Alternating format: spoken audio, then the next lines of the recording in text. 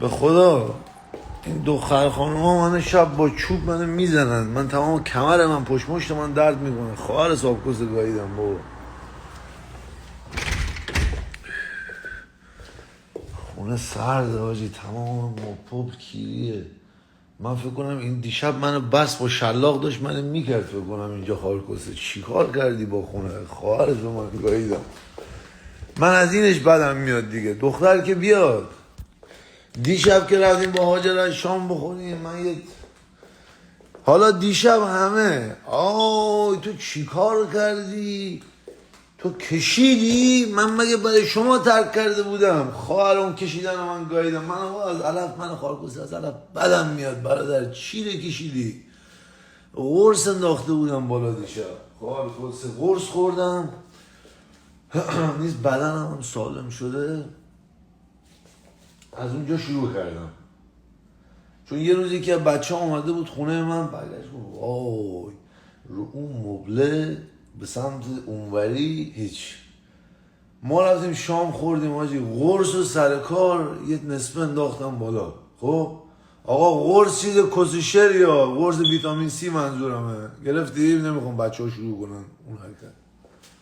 آره قرص من سر کار انداختم بالا، قرص خارکسته رو سر کار انداختم بالا. اون موقعی که گل بیسا رو میکشیدم قرص اثر نمیکرد، یه دونه میخوردم. بعد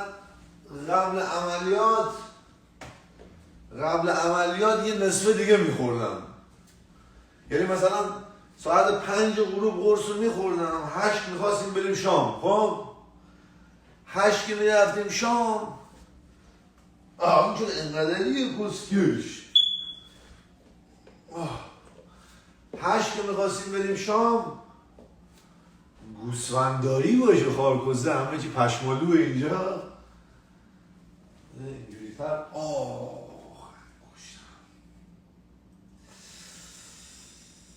مادرتو من گاییدم بابا. فاک.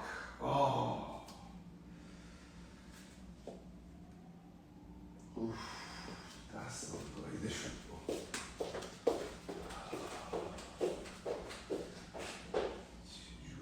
چجوری بود این خارکسته اول؟ مثل خونه این تهرانی ها میخوام بشه. خونه تهرانی ها دیدی از شلخت فرم با کلاس هم ما جی دنیای تریاردن هم بشیم خواهر گالش رو بایدیم. مثلا نمیدونم چون همه چی مثلا رنگا جور در نمیاد. بعد خونه مردم که میری، بهترین چیزا رو مثلا کلیدن چیزا رو میبینی فیلمونه خیلی قشنگه. ما اینجا تمام خونه شیشه، بهترین کسای دنیا کسکش هیچی به چشم ما نمیارسن. آقا نمیدونم چیه. حالا گوش کن. قبلنا که خارکسته بدنم یه ذره خراب بود، قرص ساعت 5 یه دونه سر کار میخوردم.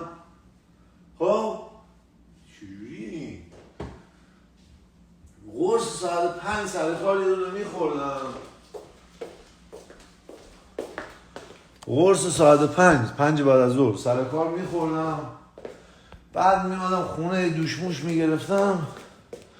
هلوش ساعت 8 که میخواستم برم شام، قرص دوم میخوردم. دیشب من خیلی وقت بود قرص ننداخته بودم بالا دیگه. دیشب من به خودم گفتم که ساعت 5 رو میخورم، قرصه رو ساعت 8 بخورم. ای بابا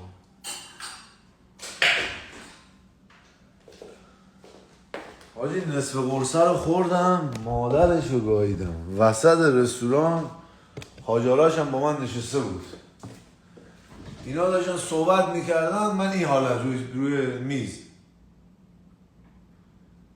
آرش میز به پا هم گفت ای کنگوشا شیره خوردی؟ چیه تو؟ چشات چرا اینجوری قرمزه؟ گفتم آرش من بدن من اون موقع سالم نبود، قرص زیاد میخوردم. من 1.5 قرص خوردم دارم میمیرم الان. آقا 2-3 تا پیک مشروبم خوردم. دیدی که دیگه چی نذاشتم دیگه، رفته بودم تو مایه های خدا پیغمبر. فکر کردم تموم دارم میکنم. اگه نوشته های من نگاه بکنی نوشته های دوتا نوشته های آخر من بود قبل خواب. دیدی چی دادم که پروردگار آرامشی عطا فرما. رفتم تو مایه های این که آقا دیگه من جون نجات بده دیگه. باورت نمیشه اصلا. یارو از من صبح سوال کرد به انگلیسی، گفت که ساعت چند دیشب خوابیدین؟ تا گفتی ساعت چند خوابیدین، من گفتم تو منو کردی یا من تو کردم؟ گفت چرا؟ گفتم ببین من تمام کون من، کمر من، پای من، سر من، همه جای من درد میکنه. ساعت 5:30 بیدار شدم، روحم بیدار بود، اصلا نمیتونستم از رخت خواب و خالبازه تکون بخورم، یعنی توی این مایاله بودم. بعد من کسخول اصلا حواسم نبود. من دیروز صبح تو جیم خونه یکی رو دیدم با حاجی. دیروز صبح تو جیم خونه من یکی رو دیدم، اصلا قرار بود تو همین ساختمان رو ما زندگی میکنه. من دیشب اصلا قرار بود با اون برم شام، اصلا نمیدونم چی شد این یکی اومد. اصلا یه زندگی خرطوخه. آقا یه چیزی من بگم به شما آقایون، یه دقیقه گوش کنید اینو داداش. بذار من الان اینو بریزم، الان میرم اونجا میشکنم. وایسا داداش.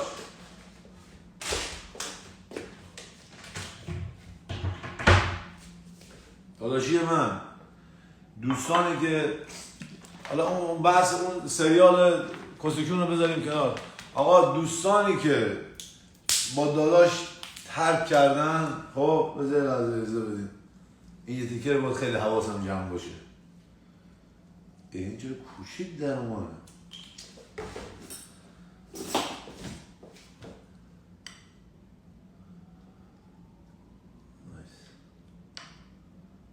نریزی خوار کسته بزنیم بالا.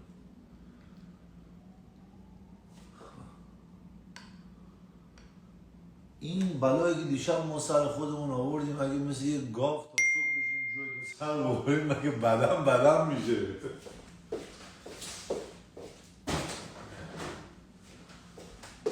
خب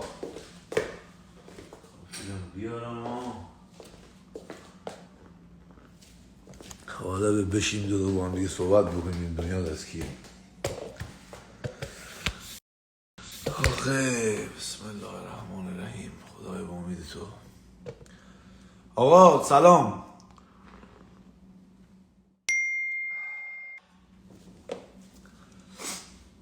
من یه سری دایرکت ها رو که میبینم از رفقای خودم، داداشی های من، یه سری از آقایون مخصوصا، خانومات خیلی با معرفت تر به چشم میان.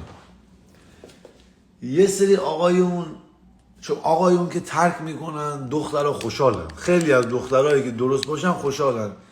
یه سری از پسرها، کلا میگم یه سری ها، من اصلا تو این شاید اصلا تو تیم ما نباشه، انگلن. میگیری چی بهت میگم؟ مثلا من خارکسته 36 سال سن منه، من دیگه جلوی دوربین چه میدونم، فقط هروئین تزریق نکرده بودم اون موقع، دیگه همه کار کردم. چشات قرمز زدی ها.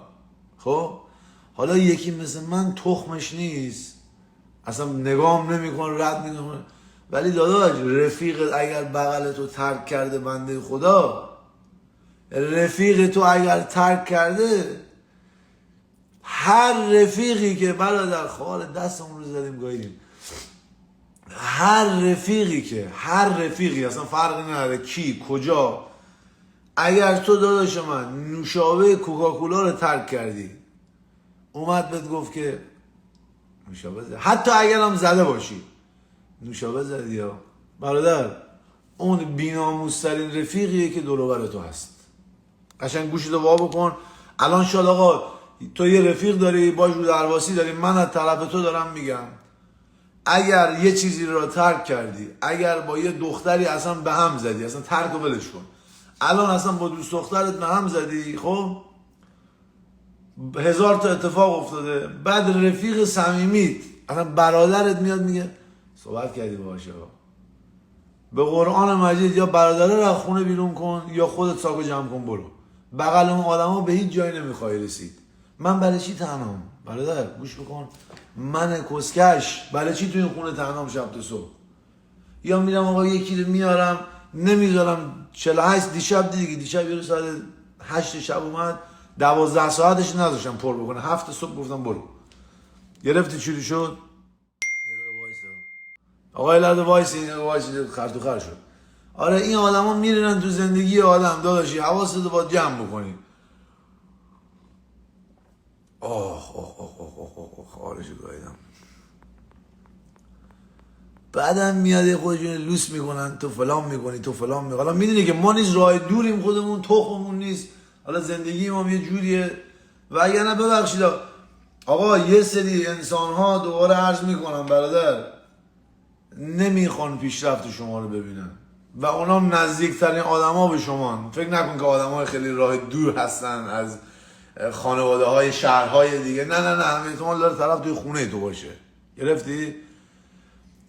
تو رو جان من هر چیز اگر ترک کردی یه کنگوشادی اومد به تو گفت آی تو زدی اگه تو رود نمیشه اگه اون رفیق توی لایه هست من بگم آقا کسکونت جمع کن بزن به چاک دیگه برادر حالا زدی یا نزده دیگه حالا مگه به تو مگه ربطی داره اون مدت مگه زد مگه چون پاره تو اومدی گفتی زد یا نزد گرفتی چوری شد این حواستون داشت